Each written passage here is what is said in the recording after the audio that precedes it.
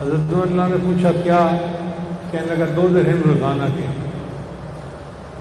حضرت عمر نے تفصیل پوچھی تو اس نے لمبی تفصیل بتائی، میں یہ کام بھی جانتا ہوں، میں یہ بھی جانتا ہوں، میں یہ بھی جانتا ہوں، میں یہ بھی جانتا ہوں۔ تو عمر نے جواب میں فرمایا کہ جب تم اتنے زیادہ کام جانتے ہو تو پھر تم سے اتنا ٹیکس لینا زیادتی نہیں ہے۔ اس پر یہ غصے میں آ گیا تو حضرت عمر نے اس کو نرم کرنے کے لیے اس سے مزید بات چیت کی کہ تم کیا کیا بنا سکتے ہو۔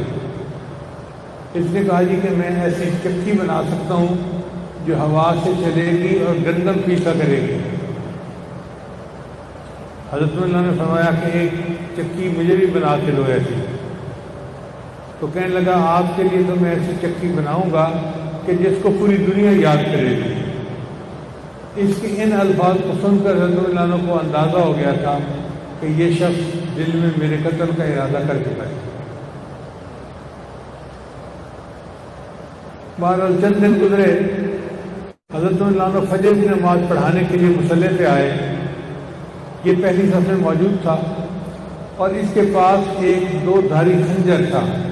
یہ خنجر کے ایک طرف دھار نہیں تھی، دونوں طرف، تاکہ زیادہ نقصان پہنچے۔ جیسے ہی مصلی پہ آئے اس کے خنجر لے کے وار کیے۔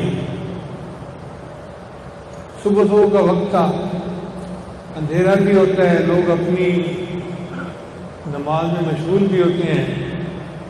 تو جب لوگوں کو اندازہ ہوا کہ اس شخص نے حضرت عمر پہ حملہ کیا ہے تو انہوں نے اپنی نماز مکمل کی اور پھر اس بندے کو پکڑنے کے لیے گئے۔ یہ بکھرا ہوا تھا، اس سے تقریباً 13 بندوں کو زخمی کیا اور ان 13 بندوں میں سے 6 شہید ہو گئے۔ پھر ایک بندے نے اس کو پکڑ لیا، مگر یہ تو پہلے سے تیار تھا، جیسے ہی اس نے پکڑا اس نے خودکشی کر لی۔ یعنی اسلامی تاریخ کا پہلا خودکش حملہ تھا۔ اب یہ بھی مر گیا، حضرت عمر زخمی ہو گئے۔ تو حضرت عمر نے پوچھا کہ کس نے زخمی کیا ہے؟ انہیں بتایا کہ ایک مجوسی نے کیا ہے۔ انہوں نے فرمایا الحمدللہ کہ کسی مومن نے، کسی کلمہ پڑھنے والے نے مجھے قتل نہیں کیا، ایک مجوسی غیر مذہب والے نے مجھے قتل کیا۔ پھر 4-5 دن حضرت عمر موت اور زندگی کی کشمکش میں رہے اور محرم کی پہلی تاریخ کو آپ کی تدفین ہوئی۔ اپنی شہادت سے پہلے آپ نے اپنے بیٹے حضرت عبداللہ بن عمر کو فرمایا کہ بیٹے جاؤ اور ام المومنین عائشہ صدیقہ رضی اللہ تعالیٰ عنہ سے جا کے اجازت لو کہ اگر اجازت ہو تو مجھے نبی علیہ السلام کے قدموں میں دفن کر دیا جائے۔ وہ چونکہ عائشہ رضی اللہ عنہ کا حجرہ تھا، ملکیت ان کی تھی، تو اجازت ضروری تھی۔ تو جب اجازت دی گئی تو سیدہ عائشہ صدیقہ رضی اللہ عنہ نے فرمایا کہ یہ جگہ تو میں نے اپنے لیے رکھی ہوئی تھی کہ مجھے مرنے کے بعد یہاں دفن کیا جاتا، کیونکہ اس کمرے میں 2 قبریں تھیں، ایک نبی علیہ السلام کی وہ شوہر تھے اور ایک ابو بکر صدیق کی وہ والد تھے، تو محرم تھے دونوں۔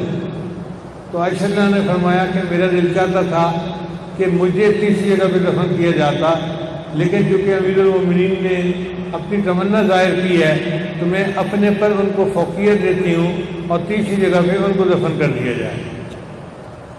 جب حضرت عمر کو پتہ چلا تو آپ نے اللہ کا شکر ادا کیا کہ میری زندگی کی آخری تمنا تھی کہ مجھے نبی اسلام کے قدموں میں جگہ ملتی، اللہ نے میری اس تمنا کو بھی پورا فرما دیا۔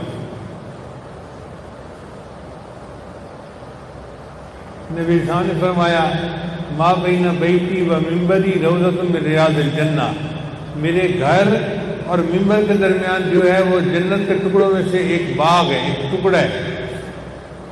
تو نبی علیہ السلام کا یہ حجرہ تو باغ تھا، نبی علیہ السلام بھی اس باغ میں پہلے سے موجود تھے، حضرت عمر بھی اس باغ میں ان کے ساتھ جا کر شامل ہو گئے۔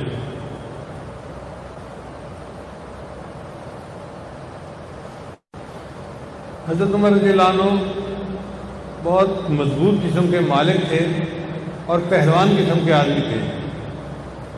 کتابوں میں لکھا ہے کہ عقاد کے میلے میں کئی مرتبہ کشتی میں بھی حصہ لیتے تھے، یعنی پہلوان جیسے کشتی کرتے ہیں تو کبھی کبھی وہ بھی کشتی کیا کرتے تھے، اتنے طاقتور تھے۔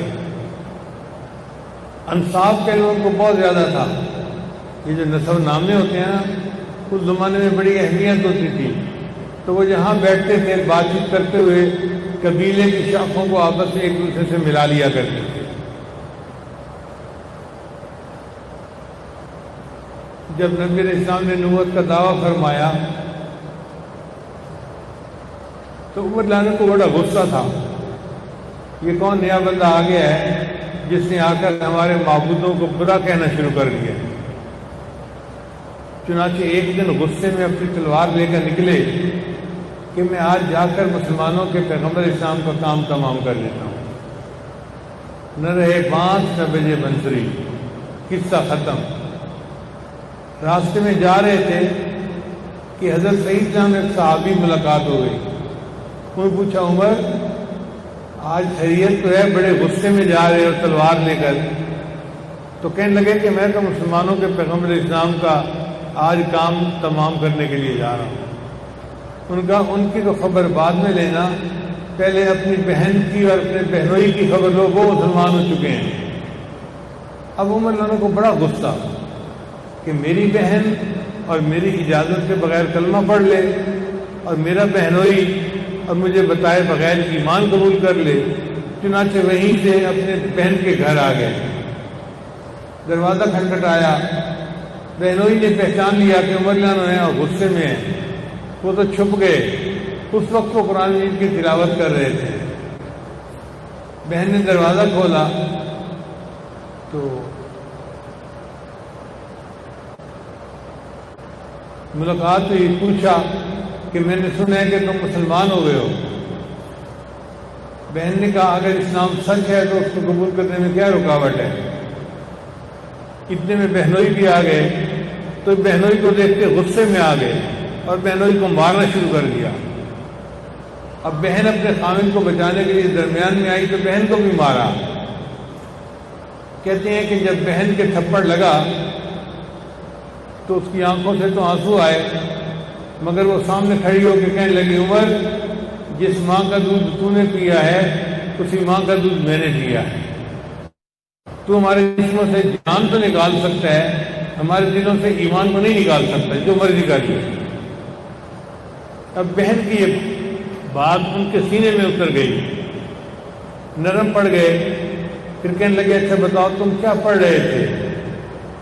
اس وقت بہنوئی نے ان کو سورہ طٰہٰ کی کچھ آیات پڑھ کر سنائی۔ طٰہٰ ما انزلنا علیک القرآن لتشقیٰ الا تذکرۃ لمن یخشیٰ۔ پڑھتے پڑھتے جب اس آیت سے پہنچے اننی انا اللہ لا الہ الا انا فاعبدنی واقم الصلاۃ لذکری، تو کہنے لگے اچھا مجھے بھی اپنے پیغمبر اسلام کے پاس لے کے جاؤ۔ چنانچہ بہنوئی ان کو نبی اسلام کی خدمت میں لے کر آئے۔ اس وقت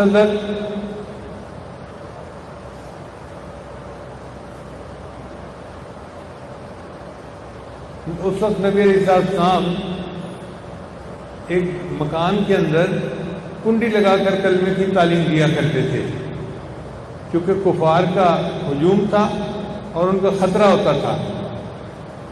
دار ارقم میں جب نبی علیہ السلام کی خدمت میں عمر لانو آئے تو دروازہ کھٹکھٹایا، اندر لوگ تھے، انہوں نے خزاں میں سے دیکھا تو انہوں نے دیکھا کہ عمر کھڑا ہے اور تلوار ہاتھ میں ہے، تو وہ گھبرا گئے۔ اے اللہ کے وسلم عمر باہر کھڑا ہے اور ہاتھ میں تلوار ہے، لگتا ہے وہ تو لڑائی کے لیے آیا ہے۔ حضرت حمزہ جان ایمان لا چکے تھے، وہیں موجود تھے۔ انہوں نے فرمایا ڈر کی بات نہیں ہے، عمر کو آنے دو، اگر اچھے ارادے سے آیا ہے تو بہت اچھا، اور اگر برے ارادے سے آیا ہے تو اسی کی تلوار سے میں اسی کی گردن کاٹوں گا۔ چنانچہ دروازہ کھولا گیا، مگر حضرت عمر لانو کا تو معاملہ ہی کچھ اور تھا، دل میں اثر ہو چکا تھا اور دل میں محبت آ چکی تھی۔ چنانچہ آ کے کلمہ پڑھا اور مسلمان ہو گئے۔ حضرت عمر لانو 40 مسلمان تھے، 39 مسلمان اس سے پہلے ہو چکے تھے اور ان کا نمبر 40 بنتا تھا۔ پھر ان کے اسلام لانے پر اللہ نے مسلمانوں کو مضبوط کر دیا۔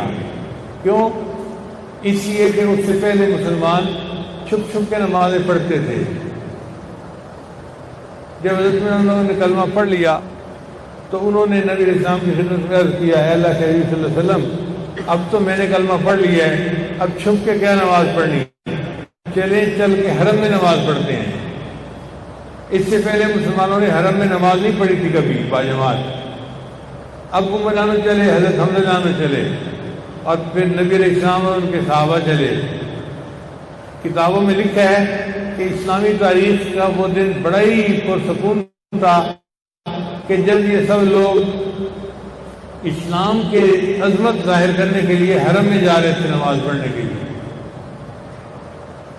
پھر عمر نے وہاں جا کر اعلان کیا کہ میں مسلمان ہو چکا ہوں اور ہم نماز پڑھیں گے، تم میں سے ہے جو کوئی میرے مقابلے میں آئے۔ اتنی ان کی دہشت تھی کہ کافروں میں کوئی بندہ ان کے مقابلے کے لیے تیار نہیں ہوا۔ چنانچہ حضرت عمر عنہ کی موجودگی میں نماز باجماعت ادا کی گئی۔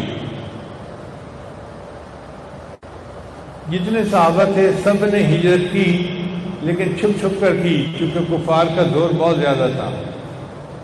ایک حضرت عمر عنہ کی ہجرت ایسی تھی جو علل اعلان تھی۔ کتابوں میں لکھا ہے ایک دن انہوں نے اپنی تلوار سنبھالی، اپنی کمان سنبھالی اور تیر سنبھالے، اور یہ تینوں چیزیں لے کے حرم میں آ گئے اور آ کے طواف کے 7 چکر کیے، اور 7 چکر لگانے کے بعد اعلان کیا، اے کفار، میرا نام عمر خطاب ہے اور میں ہجرت کے لیے نکلنا چاہتا ہوں، اور میں یہ اعلان کر رہا ہوں کہ اگر تم میں سے کوئی چاہتا ہے کہ اس کی ماں اسے روئے، کوئی چاہتا ہے کہ اس کی بیوی بیوہ ہو، کوئی چاہتا ہے کہ اس کے بچے یتیم ہوں، تو وہ میرے مقابلے میں آ جائے۔ اتنا واضح اعلان دیا، مگر قریش مکہ میں کوئی ان کے مقابلے کے لیے نہ نکلا، اور عمر نے علل اعلان ہجرت فرمائی۔ اللہ نے ان کو ایسی جرأت دی ہوئی تھی، اسلام کی شان و شوکت کا وہ ذریعہ بنے۔ اسلام کا ایک رعب تھا جو کفار کے دلوں پر بیٹھ گیا۔ چنانچہ سیدنا صدیق رضی اللہ عنہ کی وفات کے بعد حضرت عمر رضی اللہ عنہ کو انہوں نے خلیفہ منتخب فرما دیا تھا۔ حضرت عمر رضی اللہ عنہ نے پہلے تو انکار کیا کہ میں اس قابل نہیں ہوں۔ حضرت بکر صدیق رضی اللہ عنہ لیٹے ہوئے تھے، اٹھ کے بیٹھ گئے، کہنے لگے لاؤ تلوار، میں اس کی گردن نہ اڑا دوں، یہ کون ہوتا ہے امیر المومنین کی بات پہ نہ کرنے والا؟ تو حضرت عمر رضی اللہ عنہ نے پھر بات کو قبول کر لیا۔ حضرت بکر صدیق رضی اللہ عنہ فرمایا کرتے تھے قیامت کے دن اللہ جب مجھ سے پوچھیں گے کہ تو اپنے بعد اتنے سخت بندے کو کیوں خلیفہ بنا کے آ گیا، تو میں کہوں گا یا اللہ تیری مخلوق میں مجھے سب سے اچھا وہی ملا تھا، اس لیے اسے میں نے خلیفہ منتخب کر دیا۔ طبیعت سخت تھی مگر طبیعت میں عدل و انصاف تھا، زیادتی نہیں کرتے تھے، دل میں درد تھا، غریب کا، چھوٹے کا، ہر کسی کا۔ چنانچہ انہوں نے زندگی کے 10-12 سال اتنی اچھی اپنی خلافت کا وقت چلایا کہ دین اسلام خوب پھیلا۔ فارس فتح ہوا، روم فتح ہوا، بیت المقدس فتح ہوا، کتنے علاقے فتح ہوئے۔ علامہ اقبال کہتے ہیں تھمتا نہ تھا کسی سے سیل رواں ہمارا۔ مسلمانوں کا لشکر جدھر جاتا تھا فتح ہوتی تھی۔ اللہ تعالیٰ نے عمر رضی اللہ عنہ کے ہاتھوں ایسی برکتیں عطا فرما دی تھی۔ سیدنا عمر رضی اللہ تعالیٰ عنہ کو اللہ تعالیٰ نے بہت خصوصیتیں دی تھی۔ نبی رسول نے فرمایا لو کان بعدی نبی لکان عمر، اگر میرے بعد کوئی نبی آنا ہوتا تو عمر کو اللہ نے وہ صفات دی ہیں کہ یہ نبی ہوتا۔ نبی علیہ السلام کا یہ فرما دینا کتنی بڑی بات ہے۔ پھر نبی علیہ السلام نے فرمایا کہ الحق ینطلق علی لسان عمر، عمر کی زبان کے اوپر سچ بولتا ہے، حق بولتا ہے، وہ حق بات کرتا ہے۔ پھر نبی علیہ السلام نے فرمایا عمر جس راستے پہ چلتا ہے شیطان اس راستے پہ چھوڑ جاتا ہے۔ یعنی کنی کترا جاتا ہے کہ میرا آمنا سامنا ہی نہ ہو۔ پھر ان کی جو سوچ تھی نا وہ کتاب و سنت کے بالکل مطابق ہوتی تھی۔ کان رأیہ موافقا للوحی والکتاب، چنانچہ 26 مقامات ایسے تھے جہاں ان کی رائے قرآن مجید کی تعلیمات کے بالکل مطابق نکلی۔ ایک روایت میں آتا ہے کہ انہوں نے نبی اسلام کی خدمت میں عرض کیا، اے اللہ کے حبیب صلی اللہ علیہ وسلم، ہم حرم میں نماز پڑھتے ہیں، امام کبھی کہیں کھڑا ہوتا ہے کبھی کہیں کھڑا ہوتا ہے، میرا دل چاہتا ہے کہ امام مقام ابراہیم کے قریب کھڑے ہو کے نماز پڑھایا کرے۔ اللہ تعالیٰ نے قرآن مجید میں آیات اتار دی، وَاتَّخِذُوا مِن مَقَامِ إِبْرَاهِيمَ مُصَلَّى، تو اس کے بعد نبی اسلام نے مقام ابراہیم کے قریب اپنا مصلی بچھانا شروع فرما دیا۔ جنگ بدر میں کچھ قیدی تھے تو نبی علیہ السلام کی طبیعت میں رافت اور رحمت بہت زیادہ تھی، اور حضرت ابوبکر صدیق جانا بھی بہت رؤوف الرحیم تھے۔ چنانچہ مشورے میں یہ کہا گیا کہ جی ان سے کچھ پیسے لے کے ان کو آزاد کر دیا جائے، لیکن حضرت عمر سے جب پوچھا گیا ان کا اے اللہ کے حبیب صلی اللہ علیہ وسلم نہیں، یہ کفار آپ کی نرمی سے فائدہ اٹھاتے ہیں، میرا دل یہ چاہتا ہے کہ ان سب کو جو ہے نا وہ ذبح کر دیا جائے، اور جو جس کا رشتہ دار ہے اس کے حوالے کیا جائے، تاکہ اپنے رشتہ دار کو مارنے کا کام وہ بندہ خود کرے۔ اور پھر آخر پہ قرآن مجید کی آیات بھی ایسی اتری، اللہ نے فرمایا کہ ہونا تو یوں چاہیے تھا، لیکن چونکہ میرے محبوب آپ نے نرمی کا فیصلہ کر دیا، لہذا ہم آپ کے فیصلے کو قبول کرتے ہیں۔ عمر لانو کی رائے بالکل وحی کے مطابق تھی۔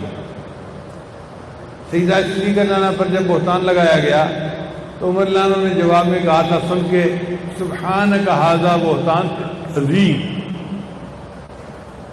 اور اللہ کی شان دیکھیے کہ واقعی قرآن مجید کی آیات انہی الفاظ میں اتری۔ نبی صاحب نے فرمایا پہلی امتوں میں محدث ہوتے تھے، ایک ہوتا ہے محدث حدیث بیان کرنے والا، جیسے استاد حدیث ہوتے ہیں یہ محدث کہلاتے ہیں، حدیث بیان کرنے والے۔ ایک ہوتا ہے محدث، دال کی فتح کے ساتھ، محدث کہتے ہیں کہ جس پر اللہ تعالیٰ کی طرف سے الہام آتا ہو۔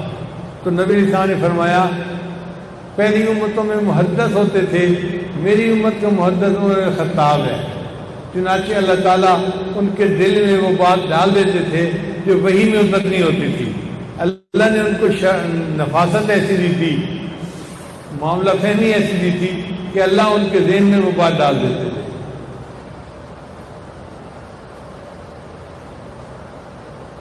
حضرت عمر بہت کثیر البکا تھے۔ کثیر البکا کا کیا مطلب؟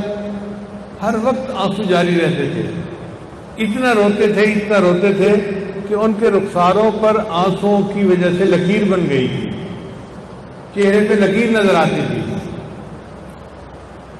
حتیٰ کہ پینے کے لیے پانی مانگا تو ان کو شربت دیا گیا تو وہ رونے لگ گئے، اور ان کے آنسو شربت میں گرتے تھے، اسے پیتے تھے۔ کسی نے کہا کہ یہ کیا مسئلہ ہے؟ کہنے لگے کہ اللہ تعالیٰ مجھے جو نعمتیں دے رہا ہے میں ان کی شکر گزاری کی وجہ سے روتا ہوں کہ اللہ آپ نے ہم پر کتنی نعمتیں جو ہیں عطا فرما دی۔ حضرت عمر رضی اللہ تعالیٰ عنہ دین اسلام کی تقویت کا سبب بنے، اور انہوں نے عدل و انصاف کا ایسا معاشرہ قائم کیا کہ پوری دنیا میں آج وہ ایک نمونے کے طور پہ بتایا جاتا ہے۔ ان کے نام کے ساتھ نکلا تھا فاروق۔ فاروق کہتے ہیں فرق کرنے والا۔ انہوں نے اسلام میں اور کفر میں فرق کر دیا تھا کہ ہم مسلمان ہیں اور یہ کافر ہیں۔ اللہ نے ان سے یہ کام لیا کہ انہوں نے اتنی بڑی جو ہے نا وہ اچھا کام جو تھا سر انجام دیا۔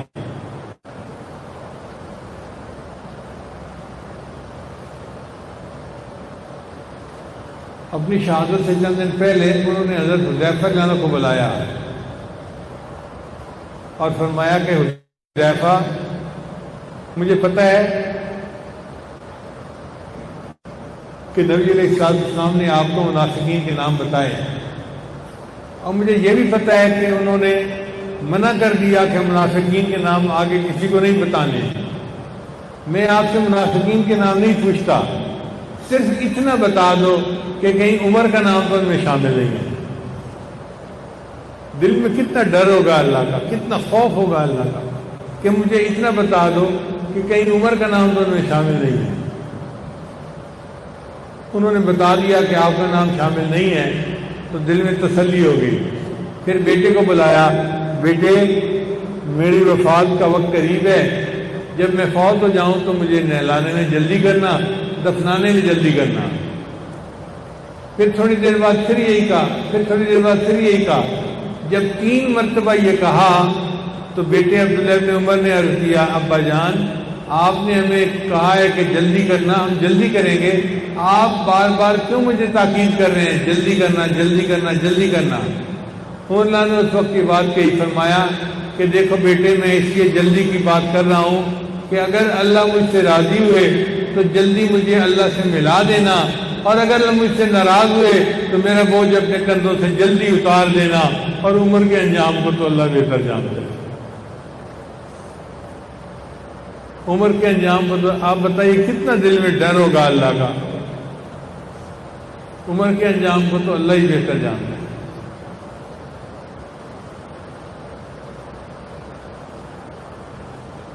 اللہ تعالی ہمیں ان ہستیوں کے فیوضات سے مستفید ہونے کی توفیق عطا فرمائے، اور ان کو اللہ تعالی اپنے قرب کے اعلیٰ ترین درجات عطا فرمائے۔ وآخر دعوانا ان الحمد للہ رب العالمین۔